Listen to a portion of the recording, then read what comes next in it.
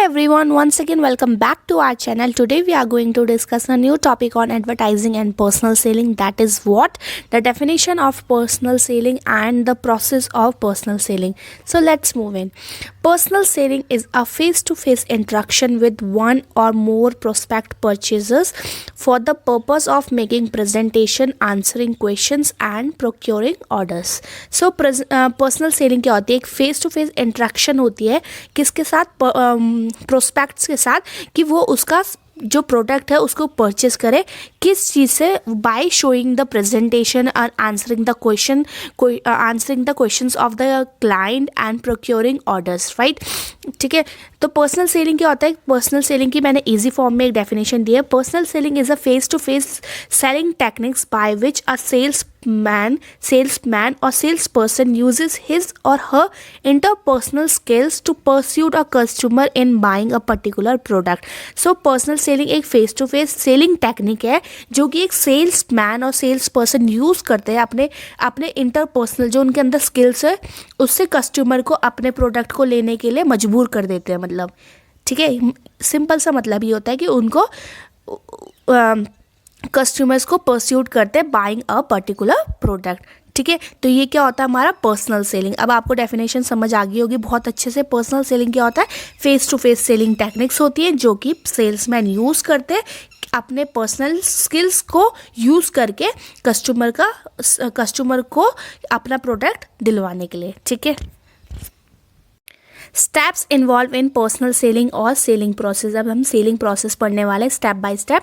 ठीक है, तो उसके सेवन स्टेप्स होते हैं एक सेलिंग प्रोसेस के. जो फर्स्ट है projecting and qualifying. Projecting and qualifying को हम प्रोस्पेक्टिंग भी बोलते हैं. ठीक है, इसको कुछ भी लिख सकते हो आप, ये भी लिख सकते हो, ये भी लिख सकते हो. ठीक है, नेक्स्ट आता है प्री अप्रोच. थर्ड आता है अप्रोच. फोर्थ आता है प्रेजेंटेशन एंड डिमॉन्स्ट्रेशंस. फिफ्थ आता है ओवरकमिंग ऑब्जेक्टिव्स और इसको हम बोल सकते हैं ऑब्जेक्शन. इसको हम ऑब्जेक्शन हैंडलिंग भी बोल सकते हैं. ठीक है, इस जो हमारा फिफ्थ प्रोसेस उसको हम ऑब्जेक्शन हैंडलिंग भी बोल सकते हैं. Next step is closing and last one is so prospecting involves finding potential buyers or clients. The company needs to do research to identify the right customer who can purchase the product. ठीक है, it will save the time and efforts of the company and just focusing on the target buyers. तो prospecting का मतलब क्या होता है? हमें prospecting में जो सेलर है, ये जो कंपनी स्टार्ट कर रहा है, उनको क्या ढूंढने पड़ते हैं? एक पोटेंशियल बायर और क्लाइंट्स ढूंढने पड़ते हैं. The company needs to, company को क्या आइडेंटिफाई है, क्या रिसर्च करनी पड़ती है? एक राइट कस्टमर जो कि उसका प्रोडक्ट खरीद सके. ठीक है, जिससे क्या होगा कि उस कंपनी का टाइम और एफर्ट्स भी बचेंगे और वो जस्ट अपने टारगेट बायर्स में फोकस कर पाएंगे. ठीक है, जैसे for example if you want to sell insurance, आपको लाइफ इंश्योरेंस बेचना है. ठीक है, तो आप एक इंडिविजुअल को जिसकी एज 65 है उसको नहीं बेचोगे. ठीक है, वो आपका टारगेट ऑडियंस नहीं होगी. आपकी टारगेट ऑडियंस कौन सी होगी? जो जिसकी एज 30 होगी, राइट? तो अगर आप 65 को बेच रहे हो तो मतलब आप गलत ट्रैक पे हो. आप इफेक्ट मतलब आप टारगेट सही पर्सन को नहीं कर रहे हो. अगर 30 वाले को करते हो तो आप राइट पर्सन को, राइट बायर को टारगेट कर रहे हो. कंपनी एक बायर अपने कस्टमर्स को ढूंढ लेता है. तब नेक्स्ट प्रोसेस आता है प्रिपरेशन और प्री अप्रोच. ठीक है, तो प्रीपरेशन मतलब कि पहले से प्रिपरेशन करना. प्री अप्रोच मतलब कि अपने आप को प्रिपेयर करना. Before making contact with the client the seller needs to prepare himself. ठीक है, तो पहले कांटेक्ट करने से, क्लाइंट के पास कांटेक्ट करने से पहले सेलर को क्या करना पड़ेगा? खुद को प्रिपेयर करना पड़ेगा. Seller needs to be aware of product description, prices, payment options and competitor similar product information. ठीक है, तो सेलर को क्या करना पड़ेगा कि प्रोडक्ट के बारे में पूरी इन्फॉर्मेशन पता होनी चाहिए, प्राइजेस का पता होना चाहिए, पेमेंट ऑप्शन क्या क्या पेमेंट ऑप्शंस है उनके बारे में पता होना चाहिए, द कॉम्पिटिटर कौन कौन से कॉम्पिटिटर है उस प्रोडक्ट के वो भी पता होना चाहिए, and similar other related product information सारी क्या पता होनी चाहिए? सेलर को मालूम होनी चाहिए. It will help to connect better with the customer, जो कि वो कस्टमर के साथ बेटर कनेक्शन बनाने में हेल्प करेगी. ठीक है, practice what you are going to say. Practice करनी पड़ेगी कि आप क्या बोलोगे वहाँ पे क्लाइंट के सामने. And be ready to answer the questions of आज बाय द क्लाइंट, जो क्लाइंट क्वेश्चंस पूछने वाले हैं उसके आंसर्स आपके दिमाग में पहले से प्रिपेयर होने चाहिए कि आप क्या बोलने वाले हो, ठीक है। नेक्स्ट स्टेप आता है अप्रोच। अब हमें अप्रोच करना है। In the process of approach stage the seller makes the first personal connection with the client. यहाँ पे क्या होता है, जो सेलर होता है वो पहला कनेक्शन या पर्सनल कनेक्शन बनाने जा रहा है क्लाइंट के साथ, ठीक है।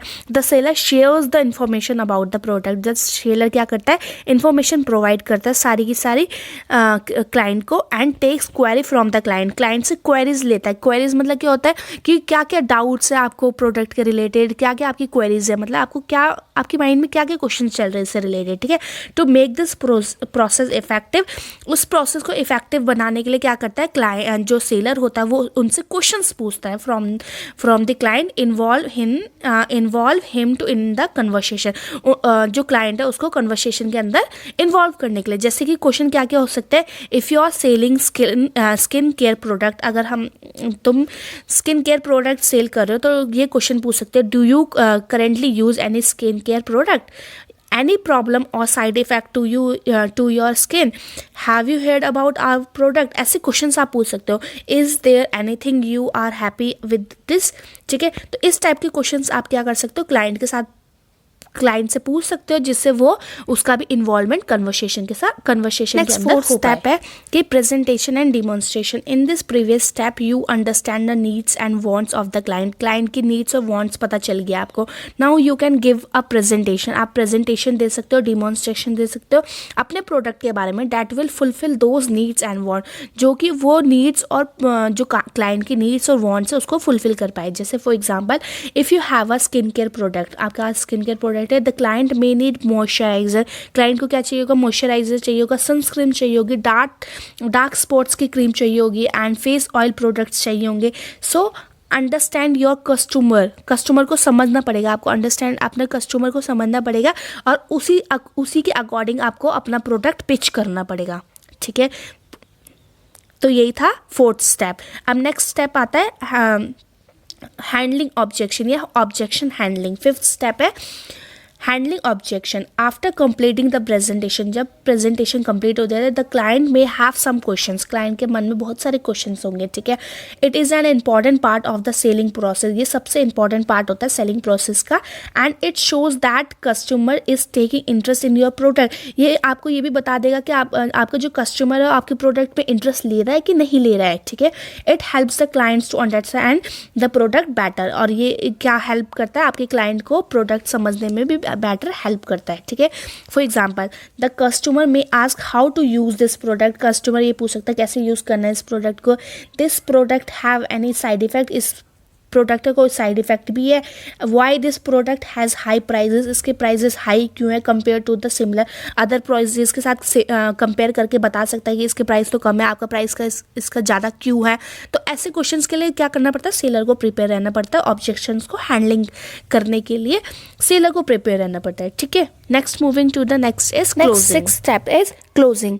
अब नेक्स्ट स्टेप है क्लोजिंग। क्लोजिंग में क्या होता है, once you convince the client, जब कन्विंस कर लेते हो क्लाइंट को, then it's time to close the sale. Sale को क्लोज करने का टाइम आ चुका है। Closing sales might involve drafting a proposal.